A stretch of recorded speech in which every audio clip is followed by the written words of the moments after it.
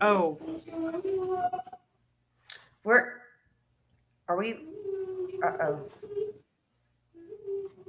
What's wrong? yeah, anything you say can and will be used against you. I Derek, always forget to hit loop. Is there someone singing? yes, Derek was singing in the bathroom Did you hear that? because he doesn't understand that the starting soon screen means that everything can be heard. You're loud, and our walls are paper. And it's come on Amazing. Eileen of all things. He's convinced that every time he goes in the bathroom, he hears 70s music, and I'm like, I'm pretty sure that's your head. That's me. I always have music in my head, for real. Oh, he's always singing. I usually have what you call it, and hello everybody. Oh, hi. Hi. I wish I had theme music that moved around like that one Family Guy episode when Peter gets his own theme music. I want the singing girls from a Disney movie, Hercules. I Yeah. want them to narrate my life. The That would be rad. gospel true. Okay, I'll just have Vixen follow me around. Perfect. Yeah. There you go.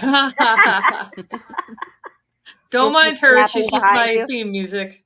I mean, I'm the same way. Like I can sing all like Cinderella, all those. Oh my gosh, I'm such a girl.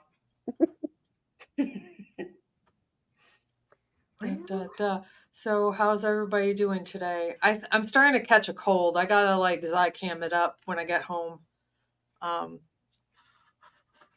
no, Oh, Virgil's that's no here. fun. Hi, everybody. So good to see Hi. everybody. Thanks Glad for everybody coming. dropped in. Did you guys get bad storms there in Texas or over in Georgia?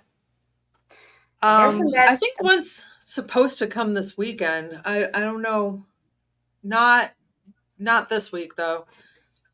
Like there was just an F2 tornado not long ago in Temple. So, and there's some stuff going on in Oklahoma right now. I mean, the forecast from where I'm at, it's going to be a wild weekend for weather, I think, here. So, Well, and I have a really good friend that has been camping in Oklahoma and Missouri for the past couple of weeks, and she's had 3 tornado warnings so far. oh, I'm sure. Oh, If you hear coughing, it is Derek trying to kill himself or get high, whichever comes first. Attaboy. I should have the comments up because you got to cough I to get just off. caught a glimpse of Storm Virgil's. He changed it to Gentle Storm Virgil. He says the most random shit. Like, oh, I'm just an innocent old man. Well, he's the gentle Storm Virgil on YouTube, and I forget the other one on Twitch, but It's good. I like it. And I'm glad everybody's here because we're going to talk about some really good stuff today. Take Strap trigger warning. in. Yeah, trigger warnings, Yeah. all of them. Yeah. Pregnancy if and you birth, get- if not for you- the faint of heart. and some graphic Yeah. shit today. Graphic content. Sorry. If you got a Yeah. queasy tummy, maybe this one's not for you. If you have just like say- traumatic If you're surgery, gonna have a baby soon, that this is probably not because it will be fine. It will just shit can happen. yeah. Yes, absolutely. Oh no. Ugh, y'all are about to learn a lot of things about your lady friends. You lady bits. Your lady bits. Sorry. Yeah, good times. I mean, it's good times. I don't know about anybody else. I love being a woman. Yeah, most of the So time. I am the I know. only birth virgin here, I believe. I never had children because my mother told me very young that giving birth was like passing a watermelon through something the size of a lemon. And I said, that is not for me, Atta girl. Oh, but I will commiserate. I One don't of my think there's- biggest worries was not having the epidural. Like, I why do people want to do that without painkillers? Like, that's insanity. Exactly. Because Like, why would you do that? I mean, I have the whole story with, especially it was with my first. So I was, so I don't know who wants to start off or birth story, but Do we want to start with pregnancy or with labor? we should probably start with the pregnancy and then go into the labor. Oh Right? yeah, Because- like any like fertility issues, anything like that.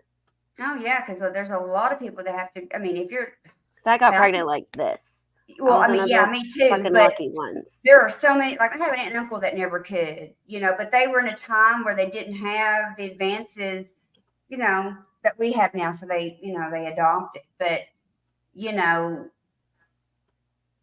people long to have kids, and we have the technology that enables a lot of people to have babies now, and that's one of the things that they want to take away. I mean, it's the whole thing, not just people who.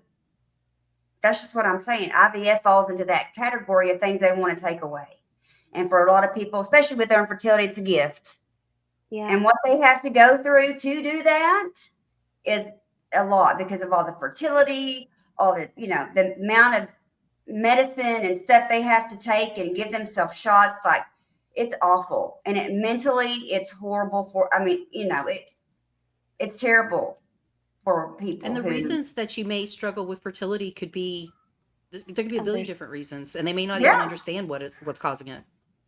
because it's not always the woman either. It could be the man, because if they have slow like swimmers or whatever, but now they're able, they can kind of test all that stuff. So Or if they have nerve damage and maybe things don't work quite, like they're mechanically supposed to get things where Exactly. they need to go. There's so many different kinds of issues for fertility. It could be, a certain comorbidity that you have, a certain like chronic illness, or scar tissue that makes it difficult, or endometriosis. So many different kinds of things that could happen. I mean, so many people use IVF and similar things to get pregnant and build their families, and that's part of the beauty of America, that we have that choice. That's so cool. Like, thank you, science. and it is, and those women How neat, right? what about the women that can't even carry one? But they can have a surrogate. They have that choice as well. They can use IVF with a surrogate. Yeah. I mean, why would you That's want a to good take point. that And away this is one thing. from people? This is one thing I can speak to. My first partner was born with a congenital spinal deformity, and from a very early age, I mean, she was bent forward and just, I think, a quarter of an inch shy of being a little person. And if she became pregnant, it would literally kill her. There was no room in her abdomen for her organs and a baby. Yeah. And so and she wanted children desperately. And it just was not going to be an option for her ever. And I mean, she was a lesbian, but I assume she still is. I don't know. But if something were to happen to her against her will, we'll put it that way, that was in Tennessee. And if something happened to her against her will and she became pregnant, the fact that it would literally kill her, and she had known that since she was a little kid, they still wouldn't do anything for her under current laws. And that's terrifying. It's still not enough to save her, and she knows that. I mean,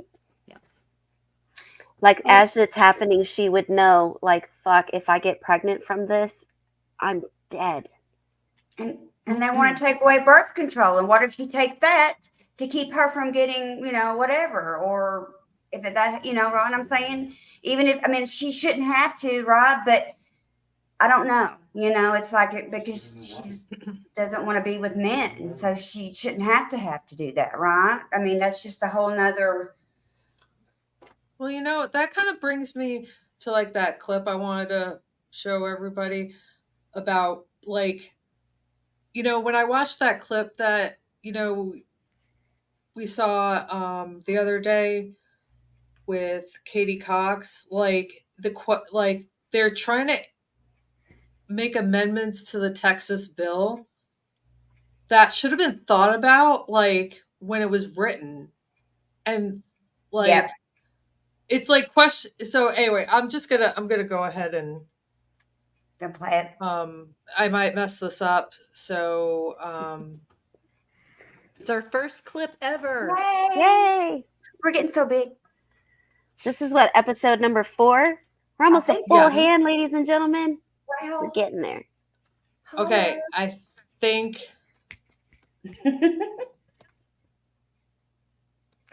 Aw, thanks. Oh, I'm Storm gonna cry. Turtle. Okay, everybody get your tissues. Get ready to cry. It's gonna Mother happen. of 2, Kate Cox, learned her unborn baby had a fatal diagnosis. She says Texas let her down. The state, my state, was cruel to my family and I. The Texas Supreme Court ruled her life was not in danger, so she didn't qualify for an abortion under state law.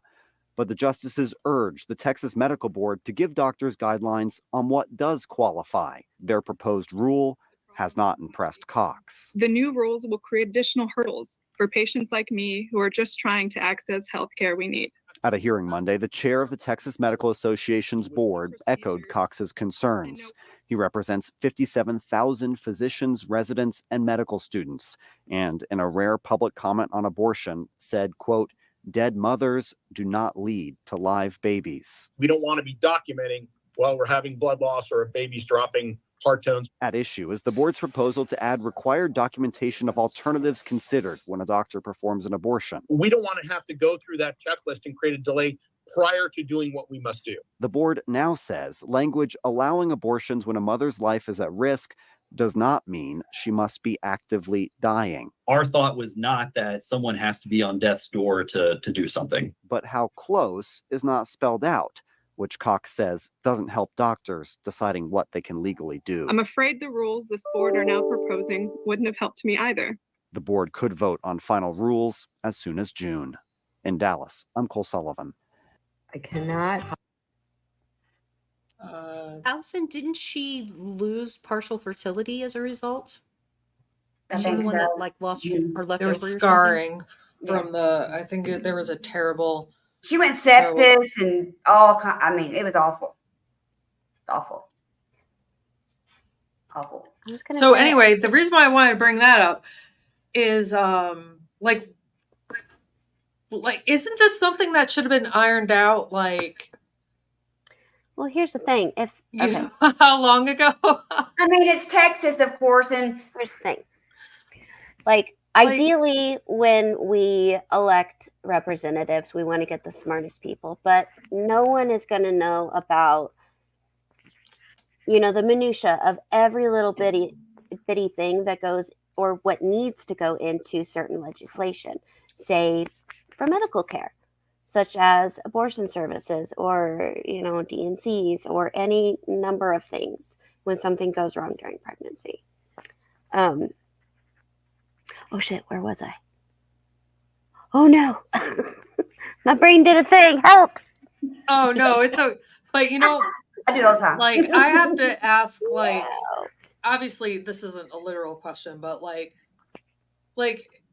why do these assholes keep getting voted in? And I think that's one reason why it's really important to talk to people within our circle of influence, even if it's tough, because this is people are dying Yeah. because you don't have this legislation right. And Yeah. it's just, remember. it's, Yeah, it's it mind-boggling. blows my mind. You would think they'd go to sit down and write some legislation. We need something, Roe fell, we need to protect women's rights or whatever it is. And you would think if they don't have the knowledge or know how, maybe they would call in a couple OB-GYNs and some surgeons, anesthesiologists, some numbers people, get what kind of, stats, basic research. Because then they would have heard all of the horror stories about why you can't apply, a blanket. Nobody gets reproductive health care because it's killing a baby. No, sometimes it's saving your life. But these are the same people who are like, you know what? Let your grandparents and shit die during COVID for the cause. It's the same motherfuckers. Sorry. I said motherfuckers. Oh, you're right. That are doing the same shit to women. They don't fucking care.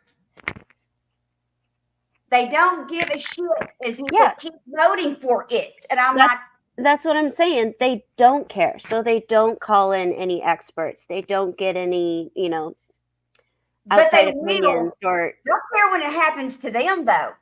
oh yeah. And they'll make sure But that they not get the before. care that they need, but no, not before. I'm sorry, it just really. Well, and Pisses Vixen, me you make off. a really good point. No one expects one person to know everything. This is why they have advisors. This is why they have staffers. Yeah. And this is why when it comes before the entire House or whatever legislative body, the first thing they should do is say, we should, this is medical, so we should consult a group of medical experts to review this before we try to institute it. Like, wouldn't you do that if it had to do with science? Wouldn't you do that if it had to do with the environment, transportation, whatever? Like, that's just reasonable. And instead they waste all this time making a knee-jerk, policy, and then they don't think about all the repercussions. It makes no sense. I mean, it's 2024, and you would think that we would not be where we are right now in 2024, where women there's the mortality, the women or the mother, I can't even speak tonight. The maternal rate in Texas is already bad. It was bad before, and it's worse. I mean, this is worse than like years past, and it shouldn't be that way, right? And we have the technology, we have all of this, but they want to put it back. Don't care. Well, we have some southern states in particular where maternal mortality is higher than some developing countries, and that's absolutely unforgivable. There's no reason for that. Yeah. And it's particularly high in any minority community, of course. Absolutely. The maternal mortality rate, I'm sorry, value, and that's a tongue twister for me. Oh, that's a rough one for sure.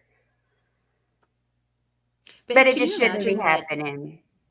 Yeah. Can you imagine if you dedicated your career, all the years of medical school, because you were passionate about, gynecology, labor and delivery, pediatrics, etc., and you're in a state where you have family, whatever, community, and now you're in a position where all of that is putting you personally and professionally in danger, and you can't even do that job that you dedicated your whole life to, and you have to uproot your family or face possible legal repercussions. What the fuck? It's a goddamn nightmare, It's And all now of look your at all the peace of people that mind really gone. can't even get prenatal care. Or they're just That's the driving big thing. We've got a lot of Planned We've got a lot of Parenthood. rural communities and low income communities where, first of all, one of the huge things that Planned Parenthood does is help provide prenatal care. They're increasingly demonized and run out of states, but we have huge communities of people due to lack of resources who don't get prenatal care, and that leads to higher risks of complications for the mother and the child as well. They don't care about that. Nope. And pregnancy is already hard enough. So I wanted to ask you guys a question as a non-birthing woman. When did you realize that you were pregnant? Because I think this is important in regards to the time limits they're putting on abortion access. And I can't speak to it because I've never been in a position to think, oh shit, I might be. I knew right away, but I'm very in tune with. I didn't necessarily know I was pregnant, but something felt off. Like it was like the When you princess say right and the away, though. Well, I was by 4 weeks. I knew I was pregnant. I was late for my period, but I kept feeling like my boobs and stuff were really, really sore, and I thought, I'm like, okay, I'm fixing to start. Well, I never did, and of course, I went and took a pregnancy test. I don't really know how far along I would be considered then, so I don't really know. But with Dalen, I knew before I even missed a period that I was pregnant with him. I mean, that's how freaking fertile I am. But only because with my first, we weren't trying. It was just kind of like if it happened, it happened. But with our second, it was planned. So, it only took about 2 months, and that was, trying. So, but with my first, I think it took I was probably off birth control 8 months when I That's got pretty pregnant with my first. Yeah, I was only off birth control for like 2 months. Like we weren't trying, but we weren't trying Right. to prevent it either. Because I Yeah. thought it would take a while, and it only took like 2 months. I swear they give something to Army personnel because that is like the literal most fertile bunch of people I've ever. You're right. I don't know. Like I mean, I'm I pretty really fertile. thought it would be difficult for me to get pregnant, but it clearly wasn't. And but I just knew something felt off. But I mean, a lot of people. I mean, that's kind of rare. Like a lot of women really Yeah. don't know until a couple weeks after their first missed period, Exactly. if they miss it.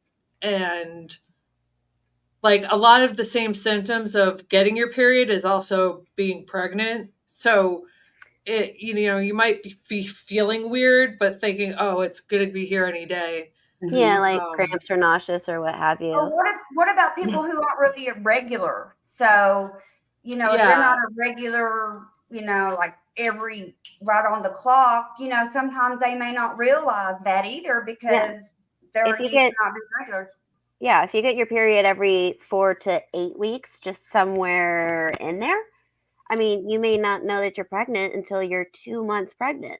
Or That was something like another that. thing. I Math was is very, hard, very isn't it? regular. Like at Yeah. that point, I was like clockwork. Me too. In fact, once I delivered and, you know, things started back up again, you know, back running, it literally fell back on how it almost always did. It was really weird. Like I got my period because I forgot that, you know, because 9 months, you know, you just, You're like, oh you gosh, here forget. it is So I was like, again. oh, wow, I got to worry about that again. Totally. Vixen, how soon do you think you realized that you were pregnant? Oh, I was itching for a baby, so I was looking for it. Like 2 days after when my period should have been, I was like, I'm getting the test. And I mean, lo and behold. And y'all are gonna hate me, but the first time I had only been off birth control for like a month. Oh wow.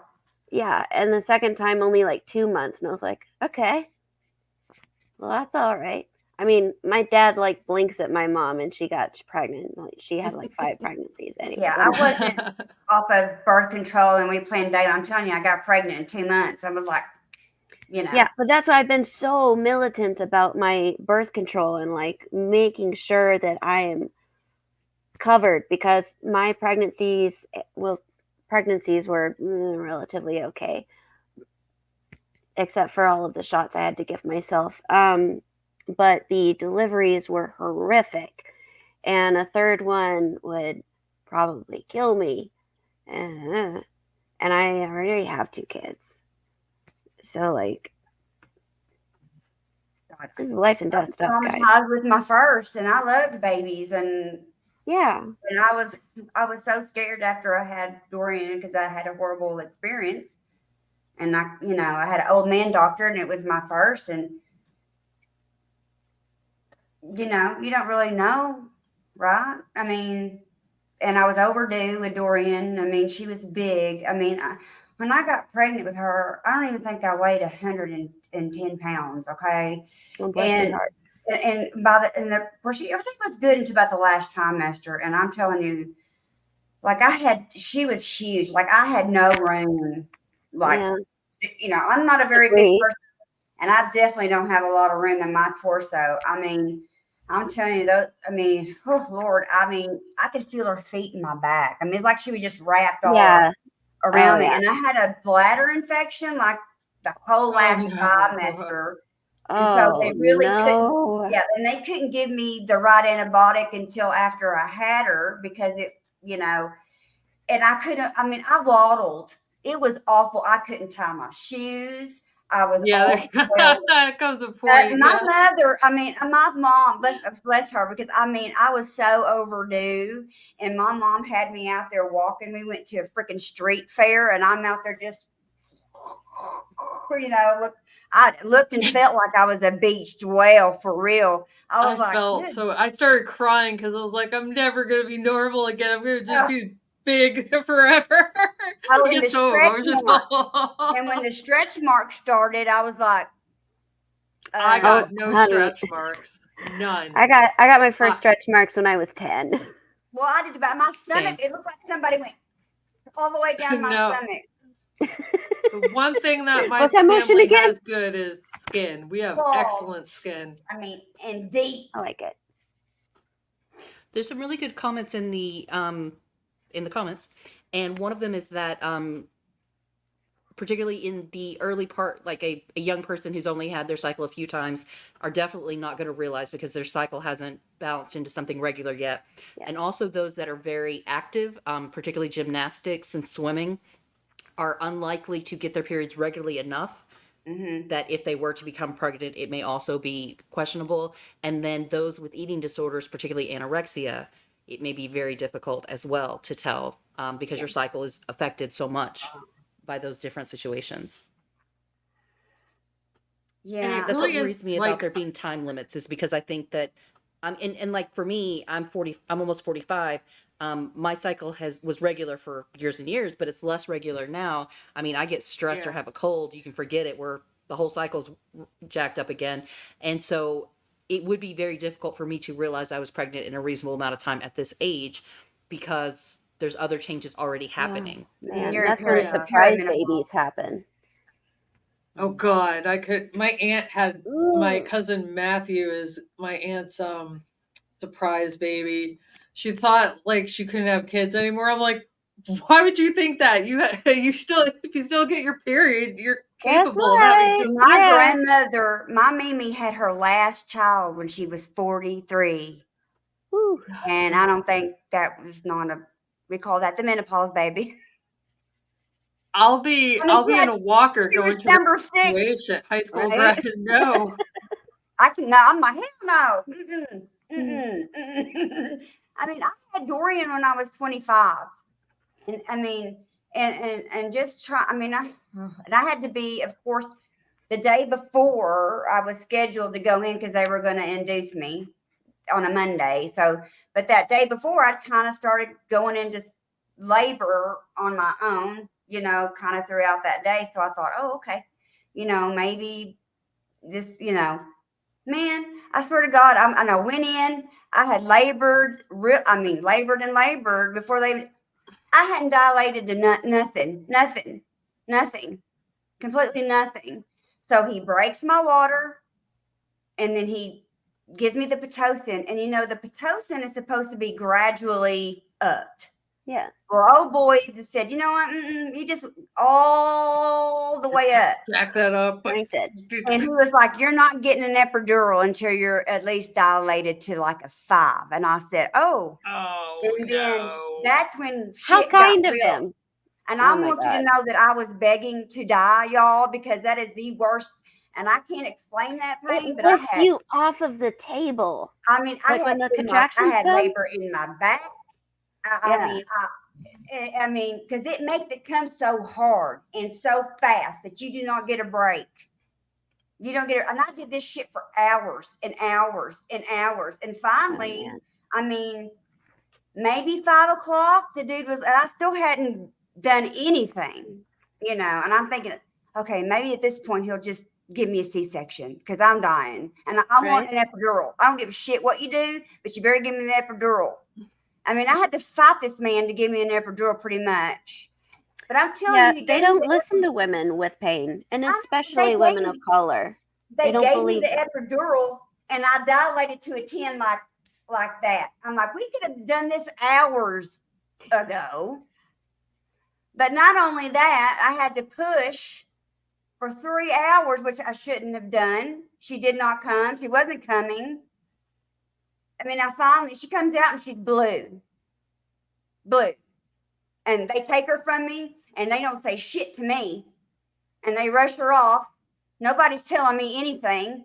Yeah. And then, and I'm just like, oh my God, and what's going on? And then they come in and tell me that she may not live through the night because they should have taken her by C-section. Right? Yeah, the Well, stress how of you labor on the baby is very dangerous. She was 8 pounds. The girlfriend looked like she was 3 months old when she came out. Yeah, my daughter was like that too. She could hold her head up like pretty much in 2 days. Because I was really overdue, so she Yeah. was well done. Have you She came checked? out pretty cooked. You know, I was like, oh my God, I was not expecting to have an 8-pound baby. And so She I was was born worried. eyes wide open, like literally. Her first picture, her eyes are like, "Let's go! I'm ready to play." But that's how Dalen was when he came out, because when I had Dalen, it was totally different. He was only like 6'5", and look, if the baby is 6'5", no problem, I can do that. But anything after that, no. At one point, my grandmother had the record for the largest baby born in their county. It was around 13 Lordy. pounds. Oh no. Oh, But God. but to her 13? credit, the woman gave birth about 15 times. And at that point, she could just shoot it out and go back out into the field and cook Ooh. dinner. You know, like she was built for it. She was like a baby Her Uzi. stuff is But tore up. My grandma yeah, had her and then first 3 at home. Yeah. Home. yeah, and my Oh, nephew bless her was heart. born, and My he was, I friend think, does that 11 shit. pounds. Has Okay, I'm home turning off the births. background. That's all they could do. My mom was the first one born in the hospital. Her first 3 were born. She could tell you what room. She still lived in the same house as growing up. She could tell you which room she had them in. I have a question. Did any of you guys have medical complications for yourself during the pregnancy, like the gestational diabetes or the blood pressure issues, bladder issues, anything like that? The bladder infection I had the last 3 months. The glucose, the hour fasting, I failed.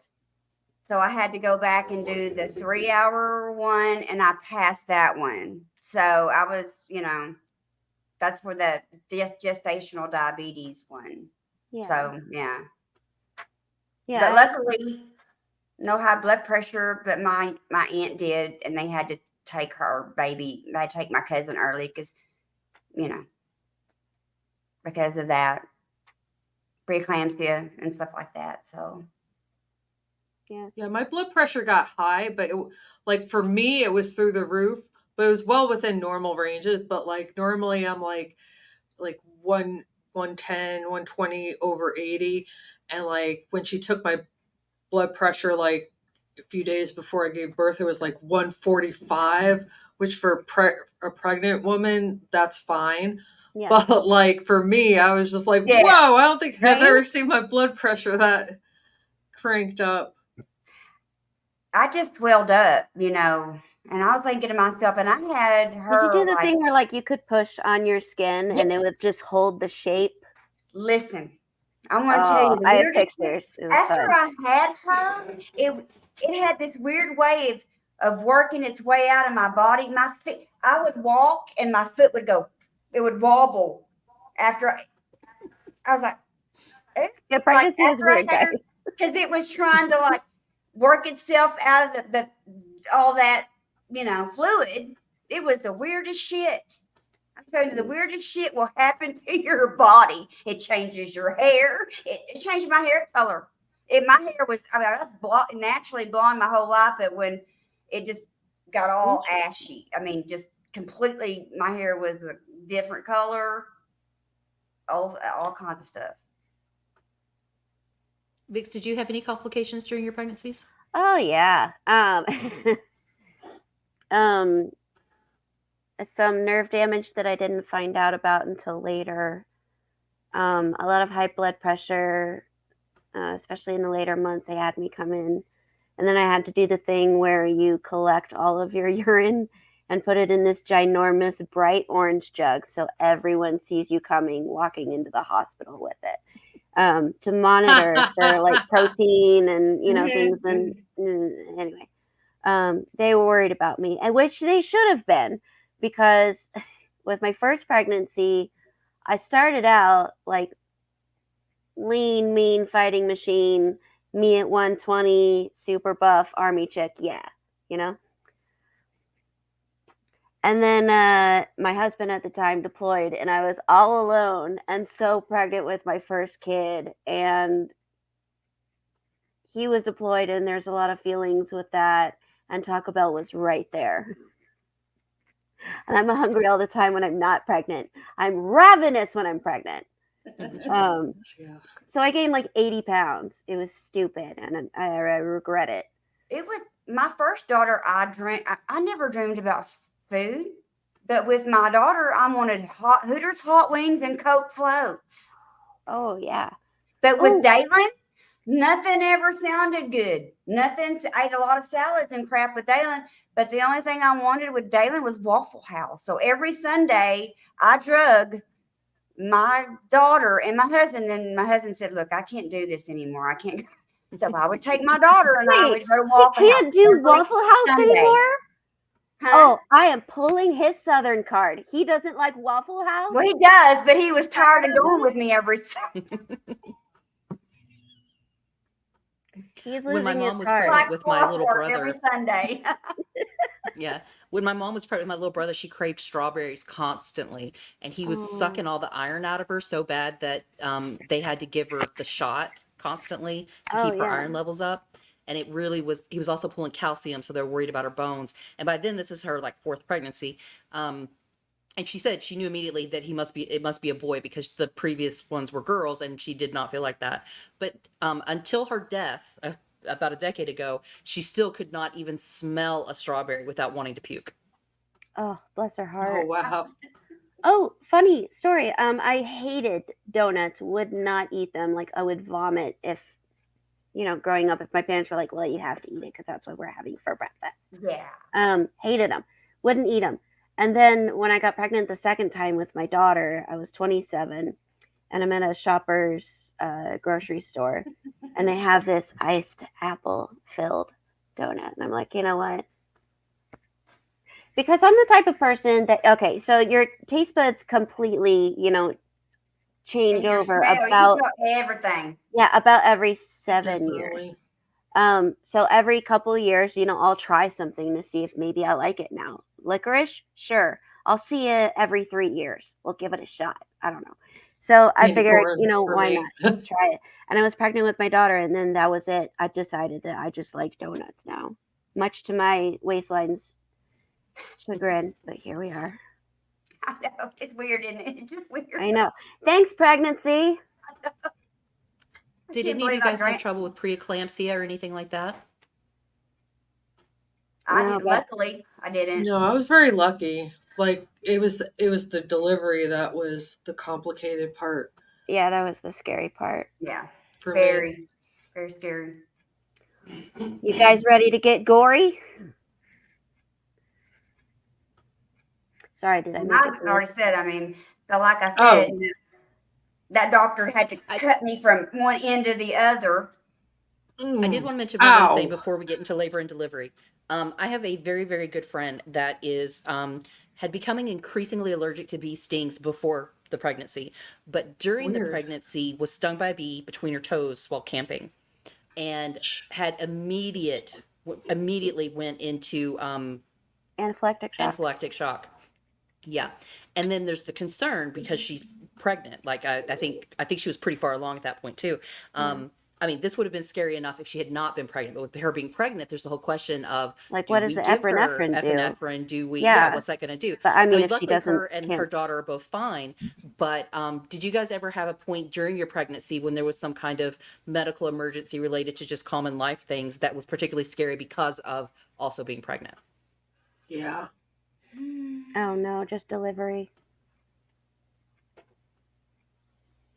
Yeah, I had It's just that last bit of being pregnant and miserable and labor, of course, with my first. My second one was totally different than my first. My first was the one that was the real traumatic one for me. But,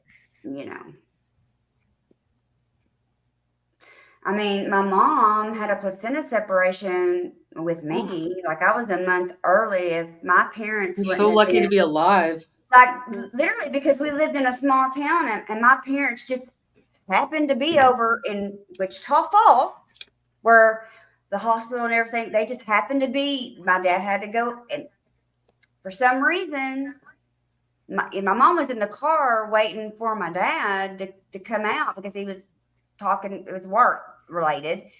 And mom said, she was sitting in the car, she was waiting, and, she said all of a sudden, and she'd already had my brother, and she had him, normal. But with me, she said her water broke, and she's like, I was sitting there waiting for like contractions to come. She said it didn't, but every time, like her heart, she said blood was just like squirting out. And of course, she goes, I couldn't get out of the car, or anything like that. This is 1974. And so my dad finally comes and he's like, looks in the car. Of course, my mother's completely white because she's about going into shock. And she's like, you need to, of course, instead of mom going, take me to the emergency room, she's like, take me to my doctor's office. And so my dad takes her to the doctor's office, and that doctor's like, you need to get to the hospital like right now, right now. And so they're waiting on my mom. And mom said they're just ripping off her clothes and just jewelry, everything. And they stuck her, and, they knock people out anyway then for C-sections. But mom said that was and luckily they got the nurse that was helping my mom had literally just had that happen to her, but she lost her baby. But and she knew what to do. Like she was like, I got this. And so, so I'm lucky that I'm here. I'm lucky that my mom survived that. Somebody was looking out for us that day for sure, because. And it just goes to show you, like, when it makes me so angry when MAGA says that, like, the left wants abortion up until after birth. It's like, are you high? Yeah, like why would you want to lose your baby? First of all, that's called murder. Second of all, like if there's like an 8-month, like a tragedy has happened, it's not even an abortion, it's a delivery at that point. But like placental tear, that's a pretty common like a whole separation.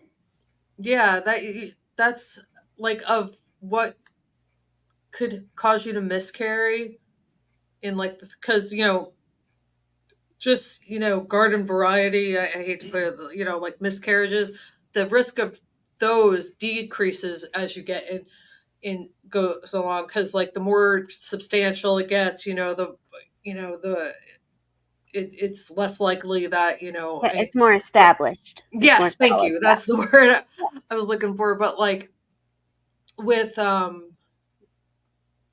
the end of it, it's usually placental tears or separations that cause like a stillborn or I don't know. At that point, it's not even abortion. At that point, it's just birth. Pretty much stillbirth. Yeah, stillbirth. If you can't, because it's basically separated, so the baby's drowning. It's not getting anything. Like the mom's losing blood. So shockingly, in 1974, being a preemie, like 3 pounds, I think, when I was born. And they let me go home at 4 pounds, which is crazy. I don't think they would let any preemie go home at 4 pounds these days, to be honest. But they, for whatever reason, they let me go because the mom said you were strong and, mom put in the work, a lot of times I think now they make like if a baby's premature, especially if it's significant, like they keep it in the NICU till like it's like 9 months, like when it was supposed to be born. Yeah. And then like send it home.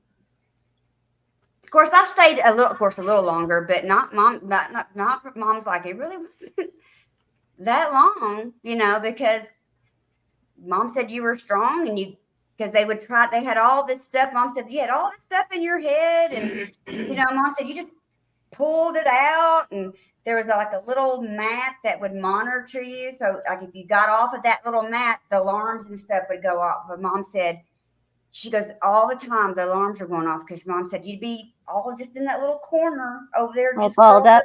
Oh, that's really cute. Mom's like, and my mom always said, you had that fighting spirit. She said, you came out fighting. That's what she says. I'm like, whatever, mom.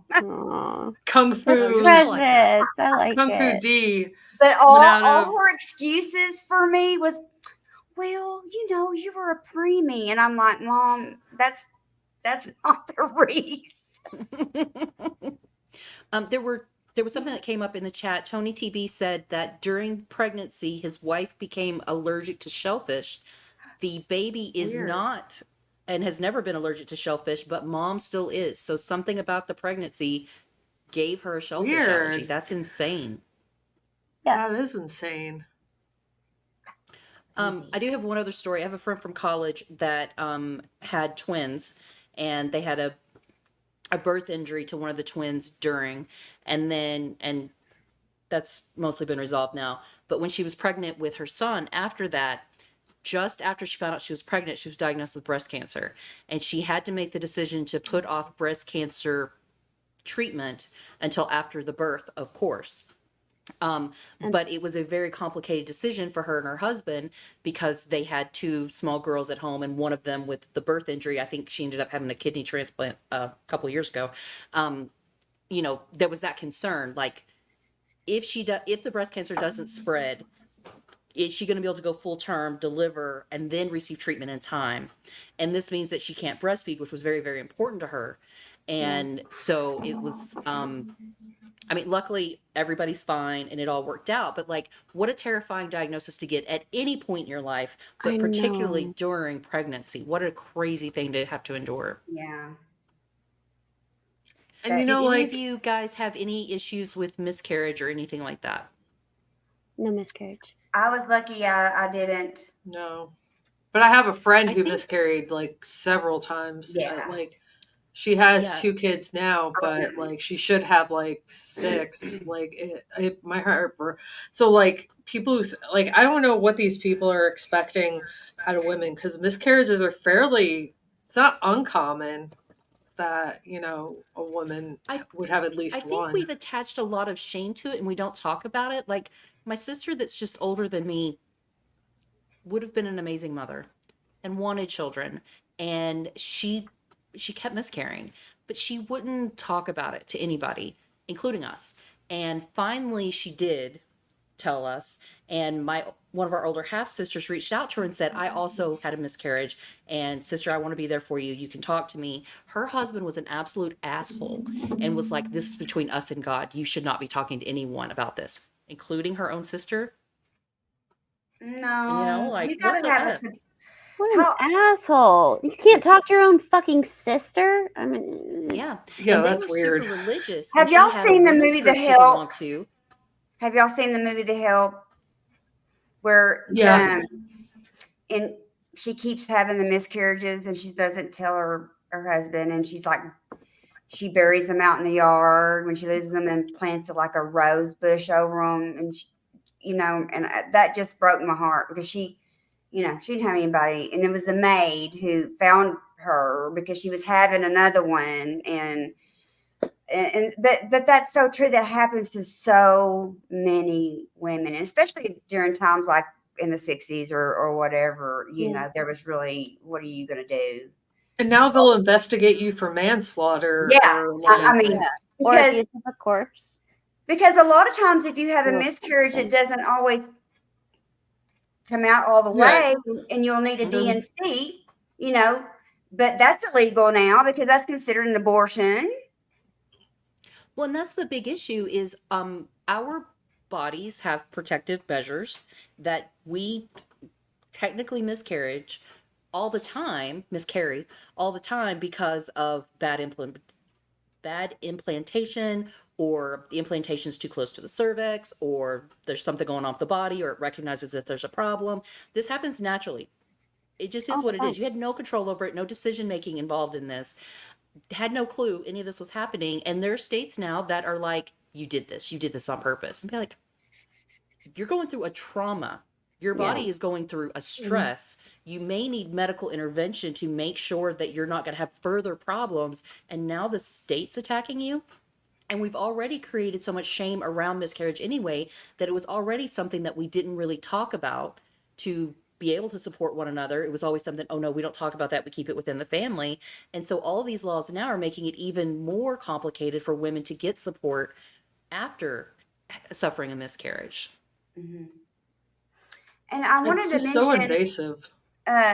B. Bridges brought up RH negative, and of course I'm lucky because I'm positive, but my mom was negative and my dad was positive, right? So, but my mom was lucky for some reason because her older sister they didn't have the shot then, so her first one was fine. But when she had the second one, my cousin Kim, like she had to have my cousin had to have three blood transfers when she was a baby because of the Rh negative. But for some reason between that time, my mom was able to get the shot after me or after my brother. So therefore my mom didn't have to worry about it, because she was negative and my dad was positive. If the woman's positive, it's okay, but it's usually if you're negative and the other person is positive, where that Rh negative comes in, because that can cause problems because it builds up. It's fight. It's that basically it's your body fighting that. It's attacking Yeah. it. Yeah, So Derek said It that sees they it had the as same an problem intruder. with his daughter. Yep, Dawn had to get a Rogaine. It's called Rogaine. It's called Rogaine. I thought Rogaine's what grew hair. Rogaine. Rogaine. Okay. and of course, this was in the 60s, so it's probably before that. Yeah, my poor cousin had to have 3 blood transfusions and iron and all this. Yeah, bless her. Mhm. Yeah, I mean, Yeah. All I've right, totally let's get forgot into labor about and Rh delivery. negative. That can and I cause don't think a lot of people, miscarriages. really know that. If the woman's negative, and your husband's because my grandparents were both negative, so they were fine. But when you have a woman negative and a male positive, that's usually when you're going to run into the problem. So Gotcha. I think that's how that usually works. Oh wait, I did think of one other thing. My friend who who very much wanted to come on the show but was not able to, is a longtime labor and delivery nurse in North Carolina, and hopefully she'll be able to join us another time. But the reason I thought of her in the first place was because she told me a story not too long ago about a high-risk patient that she was taking care of, that during her pregnancy they discovered that her placenta was invading and wrapping around her bladder.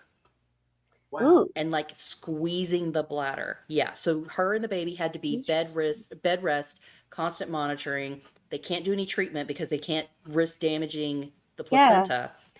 And it's like, okay, in a case like that, Oh God, that Yeah, come part. I on, I'm mean, shit so fucking happens. bored. there's just so many things. I mean, you can't.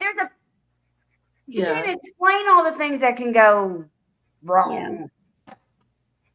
And we didn't even And talk it's about, like, an ectopic pregnancy or something Yeah, where, they keep making this big deal. Oh, you can just implant it. That is No, not how this you works, no, folks. can't. it Not at doesn't all. work like No, that. because you're once you gonna lose. disconnect it You're from gonna the lose the mom fallopian or tube or from the more. host, it starts dying. You know, it's not a plant that you can just shove in another pot of dirt. It doesn't work like that. And men that don't understand that should not be making laws, or if they are making laws, they should about be it. talking to people that know about it before they make said laws.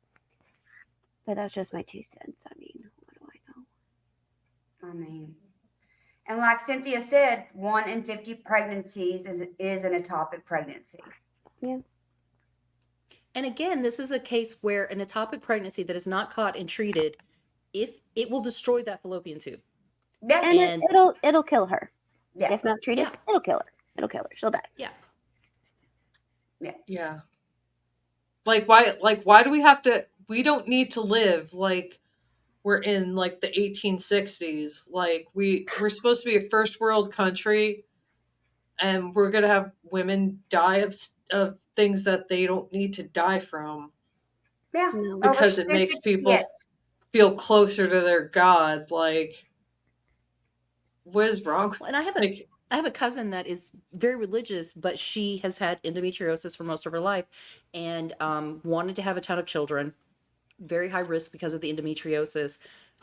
Almost every single one, I mean, she ended up with 3 children, but almost every one of them almost killed her. And after the last one, the doctor said, I will not treat you if you become pregnant again. It is not safe. And I have to advise you to do everything you can not to get pregnant. I'm not going to watch you die. And I mean, I guess it's her Pretty choice, strong. but like a doctor making that line, I appreciate that, because I do care about her. I appreciate that he was like, you've got 3 babies that by a miracle have survived, and so have you. Please do not put yourself at risk again. Yeah. Yeah, no, but that's somebody that's looking out for you. Like he's going, hey, That's who we want in our corner. Exactly. I mean, and I just think about even after the fact, when I decided, I had the IUD for a minute. I think it was called the Moreno one, and it did not like me. I think I only had that in 2 years, and I ended up having to get it taken out because my body was like, For some reason, it just did not. And agree with you. Not. And so I had to get it removed. So then I had to go, okay, well, my husband wouldn't go get a vasectomy. So they had this whole new procedure that you could get your tube tied in the office, and not have to go to they don't even do this anymore.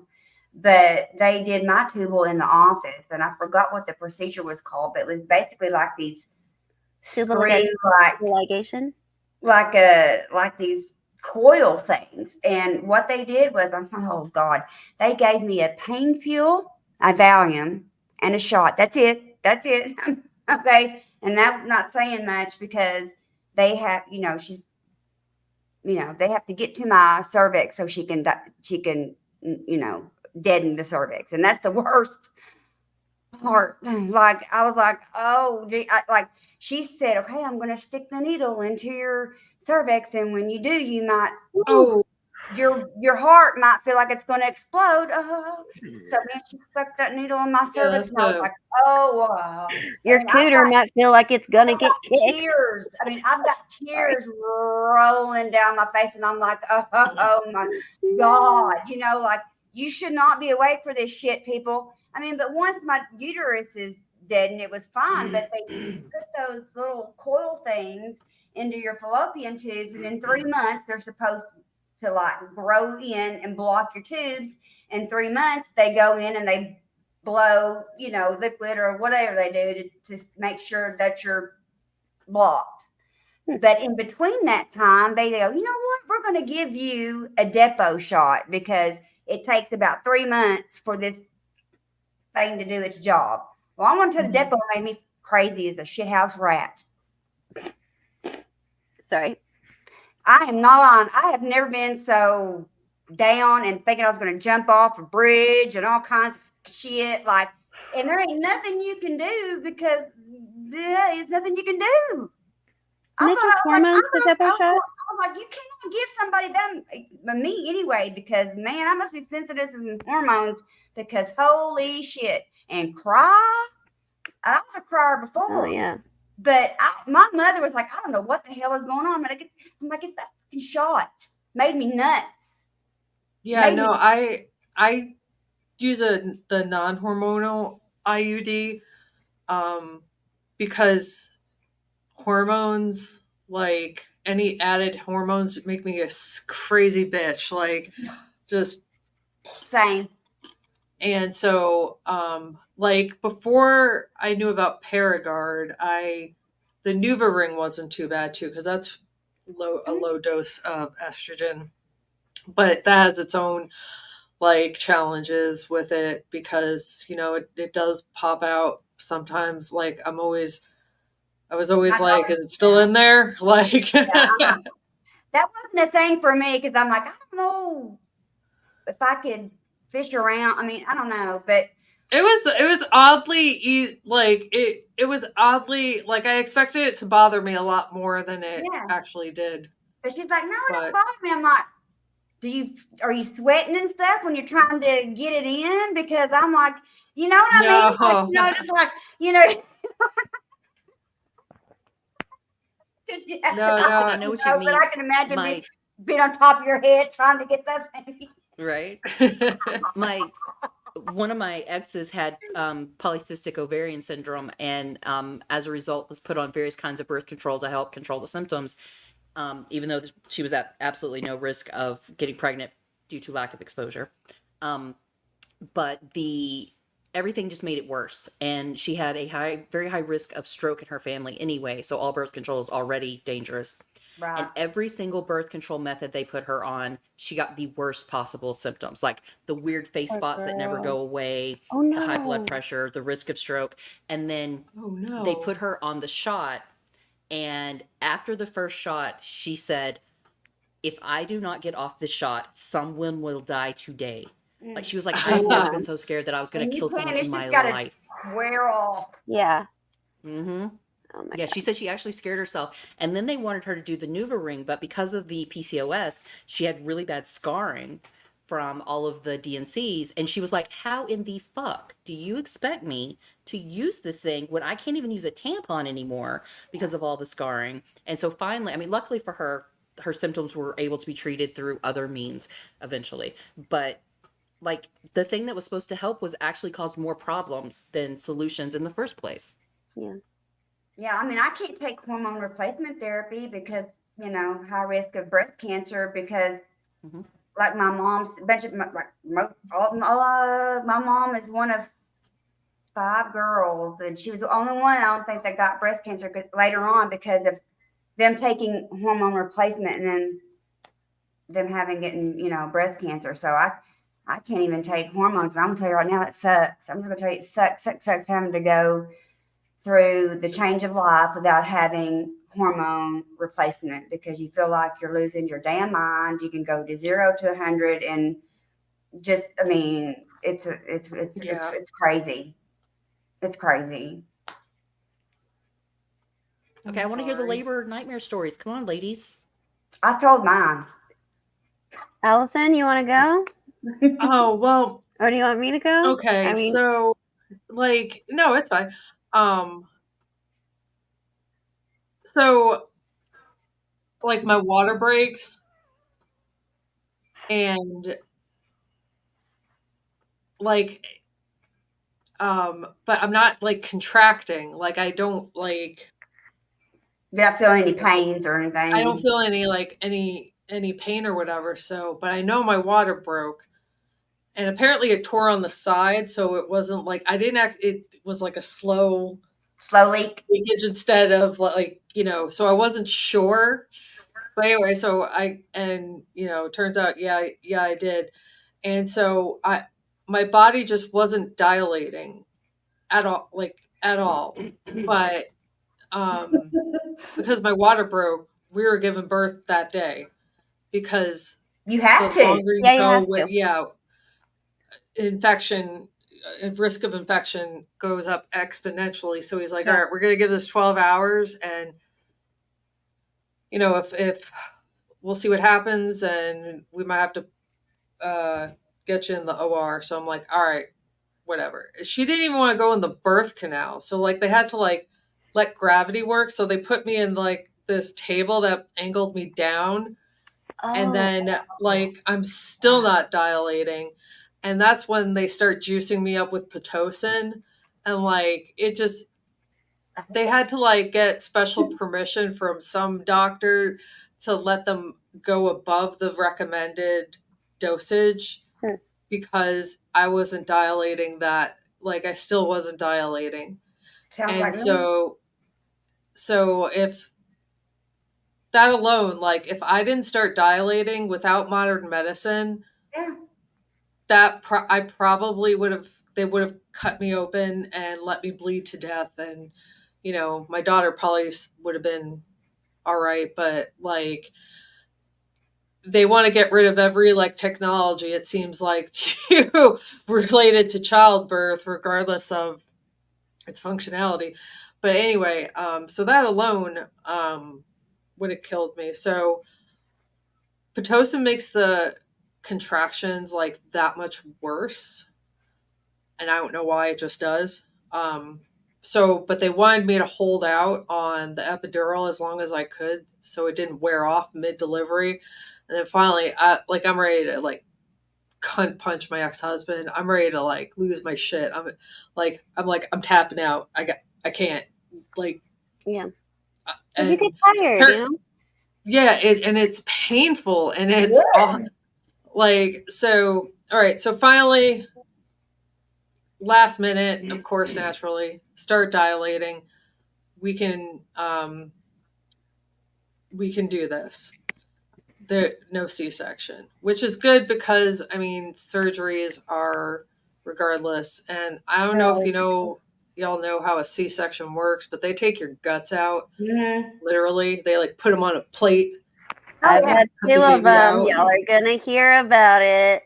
And My like mom had to, and that's just what happens. They have to move because it's all packed in there pretty good, so they got to take the guts out. Anyway, I didn't want my guts taken out unnecessarily, so. But like, let me tell you, if that like a couple of times, like I didn't know what was going on because the epidural worked really well. So like, your contraction monitor is going like crazy, but like I'm just like chilling, like, Yeah. and apparently it got too wavy and like the alarm went off a bunch of times. But I'm just like, whatever, I'm good. Like, but so that alone too, not monitoring vitals and all of that could have very well killed me. But it took like a lot. It took a lot to push her out. Like it took a lot, even though it was a normal, like she came out just fine. It is hard to get a baby out of you. Like, and Yeah, it I took me know. like 2.5 hours, 3 hours of like, plus she didn't want to. And my daughter had to have the biggest crapping head, and I guess that's Yeah, why they that had to dome. cut me from, hole to hole, which The episiotomy. that was awful. God, I Nutty. was like, oh God. I mean, that's, I don't know. I was like that, but with Dorian, like the Pitocin, I was like, there were times that I was like, you know what, just kill me. I'm ready to go. Man, this pain is like, and I remember I finally, couldn't. I just got so pissed, and of course everybody's standing around, and I said, "Fuck this!" Mom goes, "They like my mother. My mother was the biggest cusser, but mom goes, "Deidre Michelle." I'm like, Mom, you've had 2 C-sections. You were knocked out for 2 of them. So I'm dying. Yeah, a vaginal birth has its own recovery in But itself. mother didn't have to have Pitocin and all this other crap. I'm like, just take me now because I can't do this anymore. Like serious, like it was. I that couldn't. I kind of couldn't pain. give birth without. You had. I can't believe that.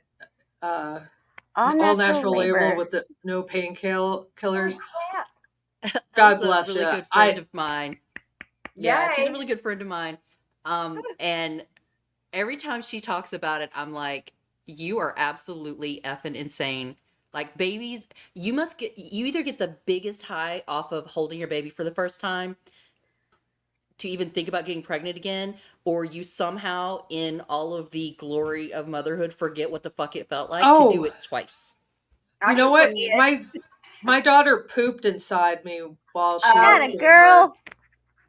That can be dangerous. Poop. That can happen. And so when I only bring this up because I couldn't hold her right away. In fact, they even told me that if she didn't come out crying, not to worry because they'd rather her not cry because they knew about the poop, which I didn't know about the poop. Isn't it Macornia? What's it called? Yeah. Yeah, that. And so I'm just like, oh, great. Of course she took a dump. And so anyway, so they had, and her oxygen was pretty low. So that alone, pooping on the kid, the kid poops on itself and low O2 levels like that can, babies can die from that. And it's not abortion. It's shit that happens during childbirth. I mean, I was lucky we had a NICU where I was. Yeah. Or she would have had to been flown to another hospital, Dorian, because she was blue, and they came in and told me she probably wasn't going to live through the night. Oh. Are y'all ready for mine? You ready? Let's hear it. Mm-hmm. Okay. Yes, because I know. All right, everybody, get your snacks, pull up your chairs, get your blankies, nuzzle it, and here we go. 2010. All right, I'm so fucking pregnant, you guys. I'm like the girl that becomes the blueberry in Willy Wonka. I'm a whale. So big. Anyway,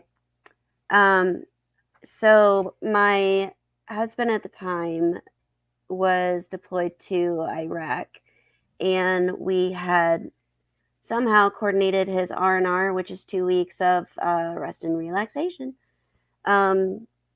around my due date so that he could be there. And we scheduled me to be induced on the 26th of February.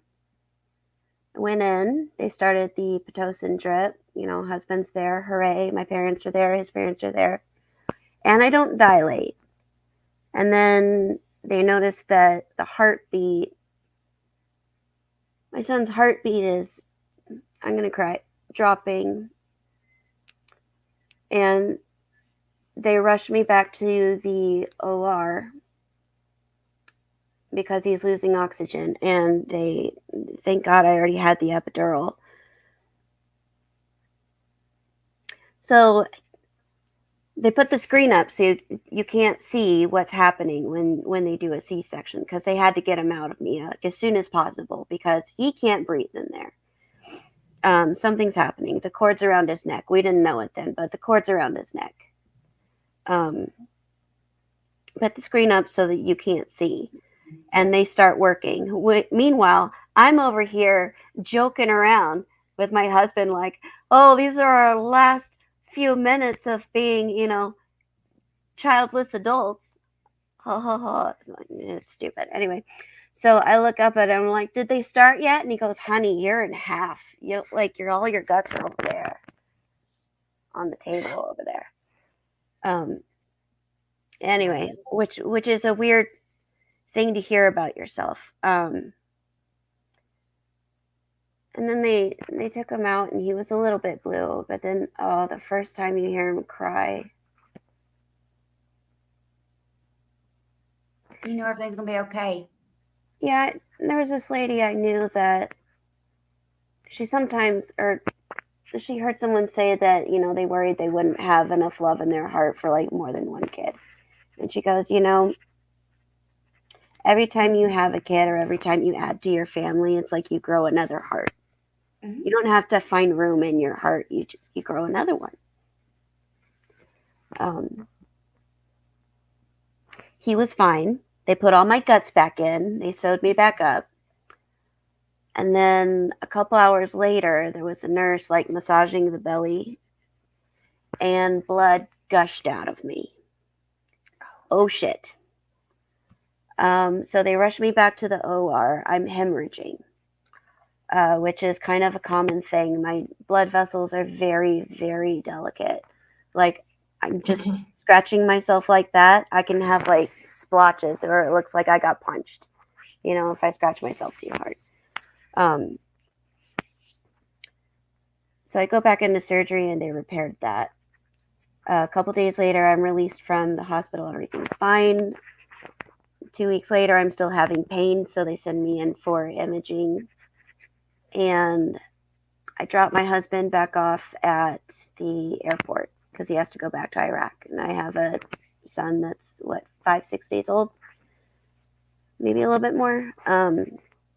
I get home from the airport and about 15 minutes later, my phone calls and they say, you need to get back to the hospital right now. You have a blood clot in your left iliac vein. And if it moves, you're going to die. Oh my gosh. So I'm going to cry. And I'm there and I'd already said goodbye to my husband. He's going back to a fucking war zone. I have this new little baby. I'm hormonal anyway. Yeah. And I'm scared I'm not going to make it to the hospital. So I get there and my best friend, Christy, meets me there. She has a new baby, that's only a month old. Thank God for my army buddies, Sorry about my voice. I told you I was going to cry. It's okay. I called my husband's chain of command and they pulled him off the airplane. They left his bags. They're like, we'll get it later. Go back. He met me at the hospital and they had a hell of a time trying to get an IV into me. They had to pull out what do you call it? Ultrasonic something. It's kind of like the sound. There we go. Ultrasonic is dental. Ultrasound is the other thing. To try and find a vein. They were able to break it up. I was in the hospital for a couple weeks. I had to pump and then just throw away all of my breast milk because I couldn't give it to my kid because, you know, it had so much medicine in it.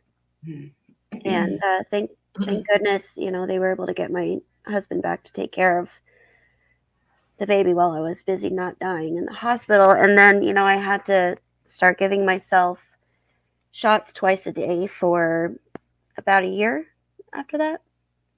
For blood thinner? Yeah, a blood thinner to make sure I didn't Clot. or if there were any pieces that broke off that they would break up and I wouldn't, you know, get a pulmonary embolism and suffocate on dry land. You said you were or 25? a stroke. I was 25. So young. I know. That was my first one. Now my second one. My second one was different a little bit. This time I lost my mucus plug, which is as gross as it sounds, everybody. It's just like a big ball of snot. I didn't notice it. I was kind of hoping to find it. Like just happened one day. It was like, Never happened with me, I'm telling you. I guess that's happening. You still got it, Dee? Well, I'm the same way. It's like I never did anything. I wouldn't dilate, nothing, Right? you know. I mean, Like, why won't even my with body one, figure I out had I'm to a be- woman? I mean, even with my second, I had to be induced, but they were a little bit nicer about it, you know. Yeah. Well, as soon as I lost my mucus plug, I was like, okay, so my water's probably gonna break, and then I might have like normal styles, might be able to do, you know, through my pipes like I'm supposed to, because healing from a C-section is fucking terrible. Like a VBAC, like a you know, vaginal Yeah, birth vaginal birth after cesarean section. And that can It's be very dangerous. possible. Yeah. It can be dangerous, but it's very possible. And I was hoping to be able to do it, you know, been working out, had all my muscle, it doesn't matter. Didn't happen.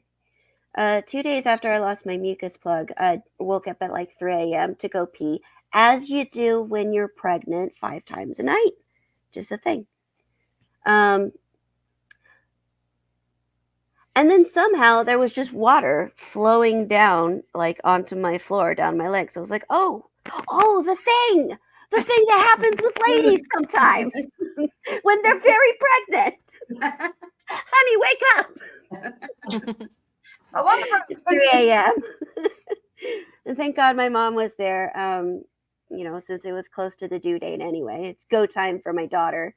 Hospital's an hour away. I'm like, okay, get the coffee, we're going. Well, he gets coffee. So we get there and they hook me up to all the things, and I'm losing some fluid, but I'm okay, you know. And they get me the epidural. I'm feeling all right. And then again, her heart rate starts to drop and her oxygen starts going down, and I couldn't move because I had the epidural, right? So they're like tried to flip me over and like get me up on my hands and knees, you know, like an animal, to try to keep the water in me long enough for me to dilate so they could push her out of me. I could push her out of me. Let's be fair, they weren't going to do it. It was me. Didn't dilate. Not a thing that my body does. But I'm again, and my kids are just crazy about their umbilical cords as, you know, neck accessories. So again, they had to cut her out of me. Oh, I forgot to tell you guys. And the whole time I was pregnant with her, I'd be giving myself shots twice a day. So I had all these big purple bruises all over my big pregnant belly. It was not cute. And then for months after. The third one will just kill me. So I'm just not going to do it. Yeah, I mean, my husband was an only child. So he was like, I mean, me, I could have maybe had another one, but my husband was like, oh, hell no. You know, you're lucky you got two.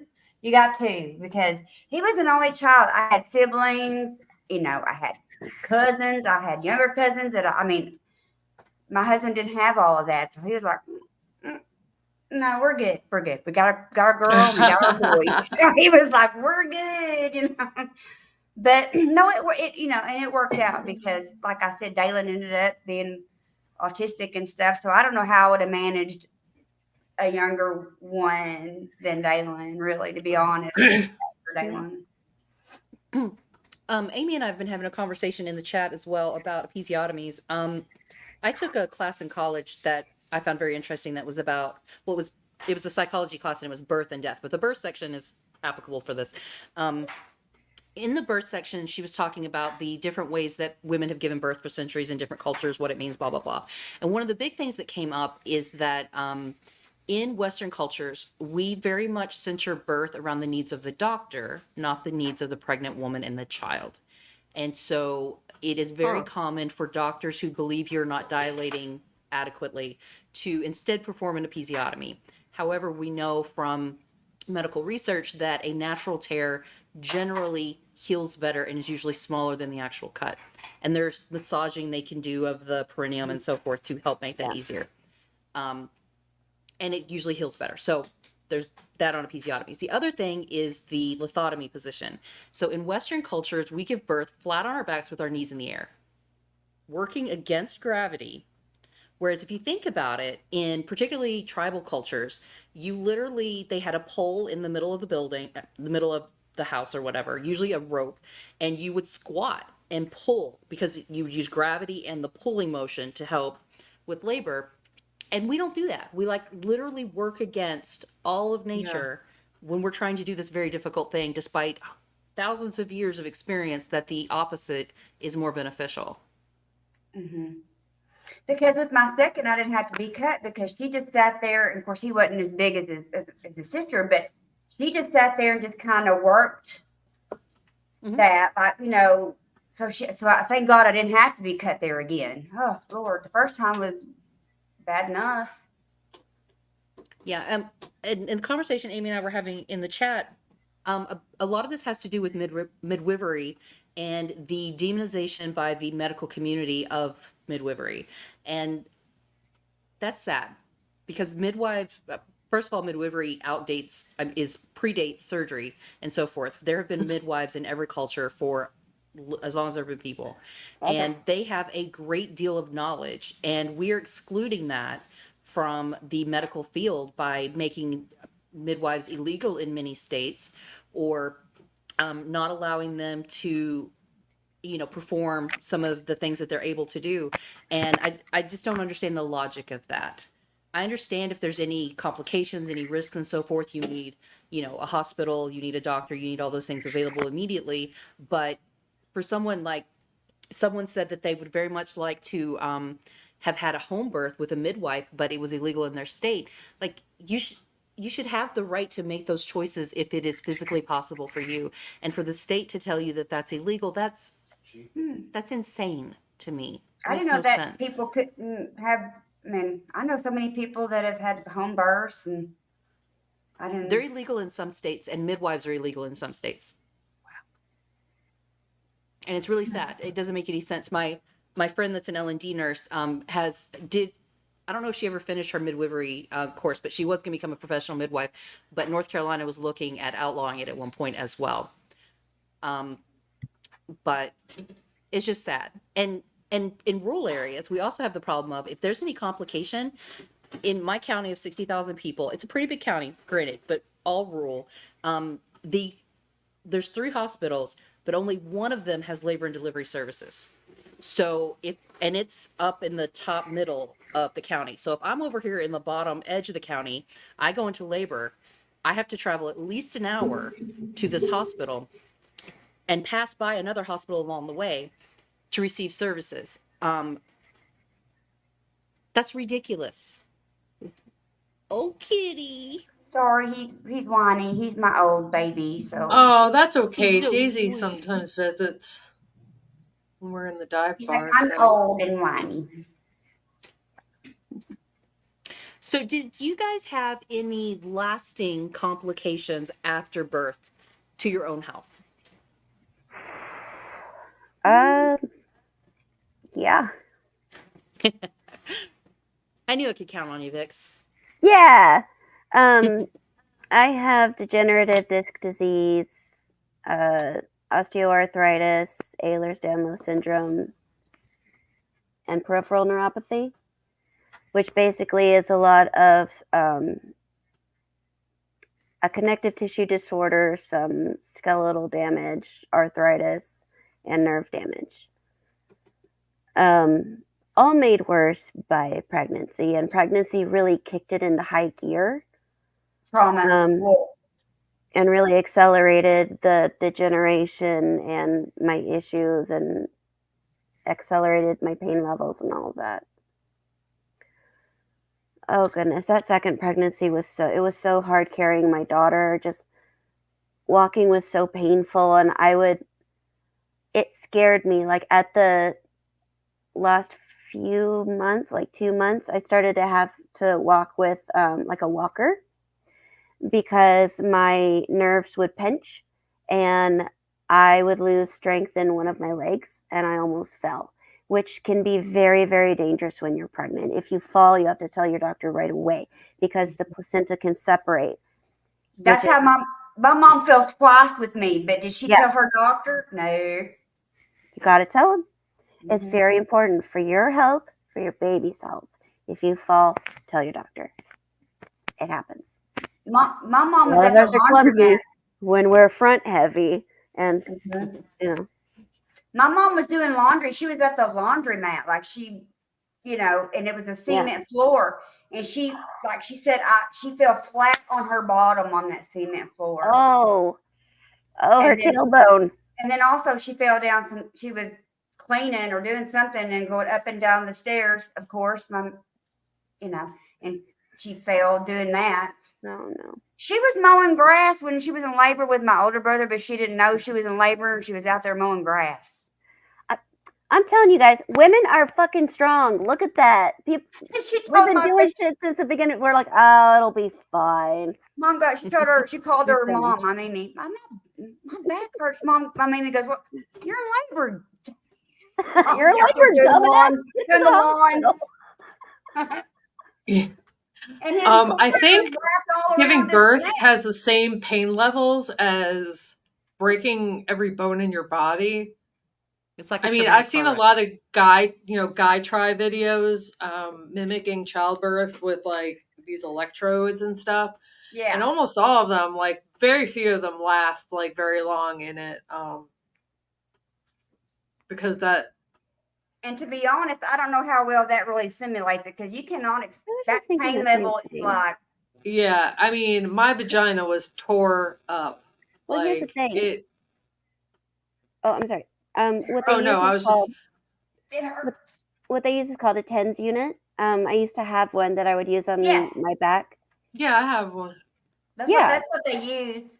Yeah, and it's just electrical impulses. I didn't think it got put it on like your stomach, like your abdominal muscles, and it'll the impulses will like go into the muscle and make it clench, like a contraction would. Okay. So that's I didn't think it could work like that. My TENS unit.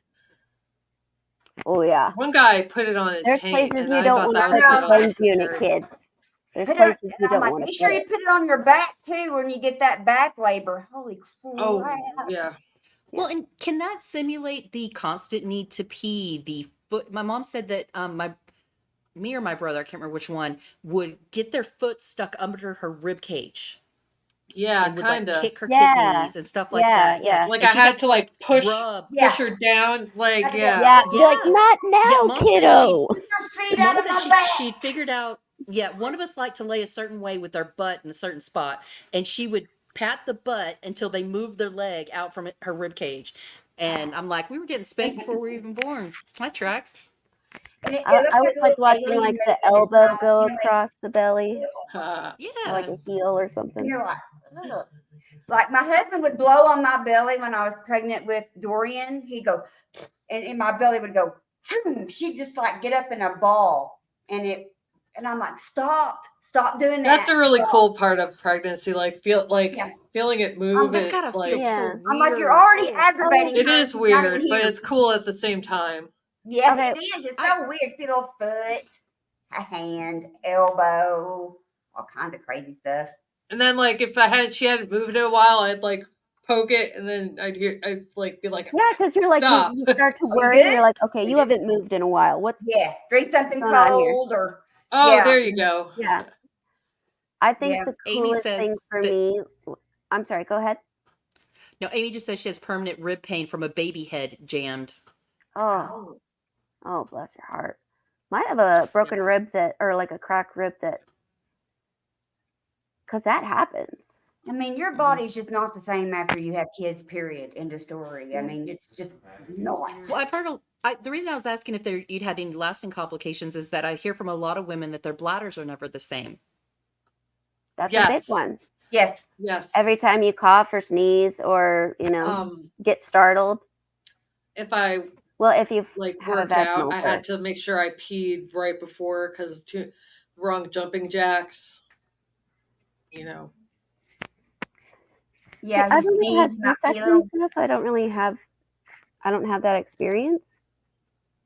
I don't know if it's.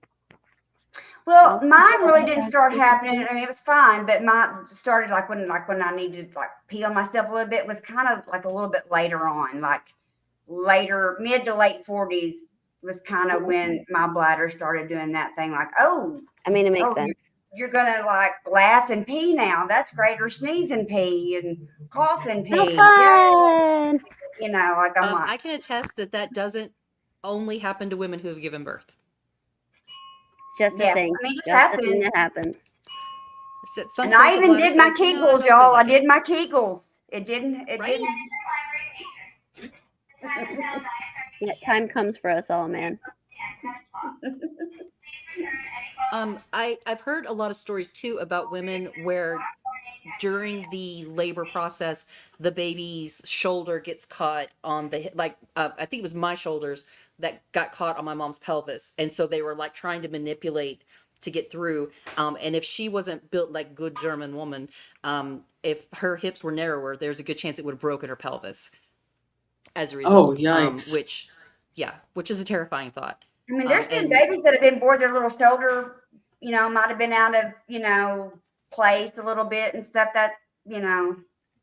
But they're like babies are really bendy. So they're bendy, so Well, their bones are still soft, which is really cool. And the other thing I was going to ask about, did any of you guys have the issue where the baby wouldn't turn to be born head first like they should be, a breech birth? No, she didn't want to go in the canal at all. No, but my baby wasn't like breech when it's like mine did turn, but a lot of babies like I've known friends that had breech and they tried to turn them. Have you ever seen that happen where they're that looks really awful. I gotta say, when I see the videos of the pregnant woman and they're like poking the baby to make it move, and then her belly ripples, I'm just like, I've seen too many horror movies to watch this right now. This is freaking me out. It feels so weird. It's really cool, but it feels so weird. Yeah, but it's really, it's cool. But you miss it sometimes, But I still look at my kids and go, I can't believe you were inside me sometimes. I'm like, oh my God. Sometimes you're just like, but yeah. Vixen, I think I saw Alien too many times, and so I don't think I would miss a face hugger in my belly. That's okay. That's understandable, and you're not too far off from that's what it is. Yeah, you're not making it any better. But good news, I had no intention of ever doing this. I had another question. What was another question?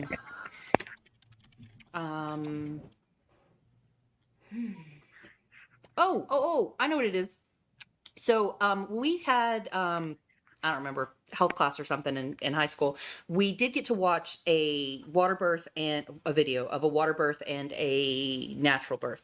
But what they don't show you is that you have the baby, but the placenta needs to come out too, and you will almost definitely poop yourself. Yep. And I think we should tell teenage girls that I pooped myself. Labor's not glamorous. There's a bunch of bodily fluids. Back in the day, they used to give you a whole enema to clean. They don't do that anymore. But back with my mom and them, they made so you wouldn't. It's the same muscles to push a turd out is the same muscles. Yes. So it's almost every woman poops themselves who has a vaginal birth. It Yeah. it is what it is. Now, I mean, it ain't pretty, but my mom didn't stay in for Dorian because my mother really, never saw. She said, I don't remember Sean being born because she said they because but my mom, nobody, only my husband stayed with Dorian because it was hectic and it was crazy but with Dalen, I let my aunt, who I was real close to, she the one that adopted that could never have babies, and I let her come in and my mom, and they were down there watching Dalen come out, and they were both down there going, "Oh my God!" He was just all his eyes were all open because they'd never seen, my aunt had never seen anything like that, and my mother, from that point of view, but they were just down there just going, "Oh my God!" And his eyes, he was just like, and they were just so excited. Like, and my Aunt Lisa goes, asked my Aunt Lisa, goes, "You weren't grossed out?" And Sue goes, "No." She goes, "That was the most wonderful thing I've ever seen." Because she Derek didn't get says to that his ever son was experience that born. herself. Yeah, yeah. Aw. And so, Derek says his son was born misrepresented and broke his mother's tailbone during labor. oh, ouch. Oh, looking Ouch, up. I was ouch. gonna say, what is got it. Well, I know we're gonna need that to wrap up soon. I know Allison, and she's gonna have to go soon. So, should we ask them questions, or people have questions for us? Do we have a little bit of time for questions, Allison? Do you have enough time? Yeah, a couple minutes. Then I gotta Okay. bounce. And we would love to know future topics you would like us Yeah. to discuss, and we will be bringing on guests as that becomes something that someone expressed interest in and so forth. Yeah, because it'd be nice to Virgil get. has a question. Go for it. Oh gosh. What is your question? What's your question? Whatever happened with Midas Robin? Oh, that's a long story. That's not like a. We will have to answer you tell later, sir. Yeah. No one really wants to hear that story. There's not really a story to it. Yeah, I don't. Yeah, I don't really know.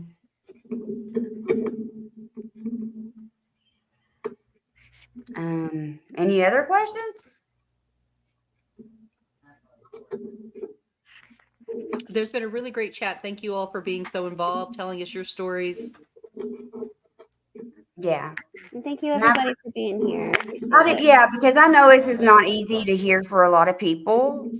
So I'm so glad you join us to learn and whatever. Jim suggests a future topic of how society and laws keep bad men hurting women.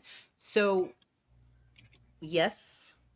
And we have talked very briefly about toxic masculinity, about failures to investigate sexual assaults, failure to prosecute, and so forth. And those are definitely topics we can and should address again in the future. Thank you, Jim. Thank you. Most definitely. Oh, we talked a little bit about allyship last week, and I've been seeing an increasing number of shorts on Facebook in particular, although I think they're coming from TikTok, of male allies speaking up to other men about their behaviors. And I think that's one of the best ways that men can be good allies is to call out the dude being creepy. Because think about it, they already won't listen to us. And we've been screaming at them for years. Just fucking treat us like humans, guys. That's all we want. Yeah. They think we're just kidding. Yeah. Yeah. There was a video the other day, and a guy was saying that, he says that, and I really appreciate this. He's being very genuine about it. He was saying that he solo hikes a lot, and he saw the whole conversation about bear in the woods or man in the woods, and he gets it, and he does not want to make women feel threatened, and he wanted to know what else he could do to make women feel more comfortable. He says, I already just try to, as soon as I see them, smile and nod, leave them plenty of space, don't pass them, because he says he's very slow anyway, and just like don't engage or whatever. Which And then people were giving him advice on like, acknowledge and move on. That would be perfect. That would be perfect. It's the people who linger. And there was another video of a guy commenting on a video. A woman was recording a guy harassing her. She was hiking and he was like, let me walk you back to your car. And she's like, no, thank you. And the guy was not taking the message, just kept going on and on. And it was another guy commenting on it. And he was like, guys, this is why they're choosing the bear. This is why. As soon as she told you, no, thank you, you walk the fuck away. That's it. And so having guys call each other out is one of the most powerful things you can do as an ally. When you hear them trash talking, catcalling, sexualizing young girls, sexualizing grown women, Making jokes about talking rape. abusively about them, yeah, all that stuff, call them the fuck out. Tell them, I'm not cool with that. Knock it off. Yep. Because unfortunately, when a guy approaches a woman and says, hey, you want to get together or whatever, her saying, I'm not interested doesn't work. But when she says, I have a boyfriend, suddenly they will take no for an answer. So as long as I belong to someone else, no's okay. But if I don't belong to someone else, I don't have the right And to I say just no. don't want rock to. it. Yeah. Good Lord. Oh, Bailey also says that we should also mention the there are laws in several states where a woman cannot finalize a divorce if they are pregnant. Yeah, that might have to be another episode. Oh, yes, absolutely. These were just because maybe we can do that could tie in with the whole violence and yes. Yeah. So many things, right? But we will be back next week to talk about all the things. Thank you, everybody, If you for think of being anything here. in the meantime, hit us up in Discord. Yes. Yeah, thank you. See y'all later. Bye. Bye.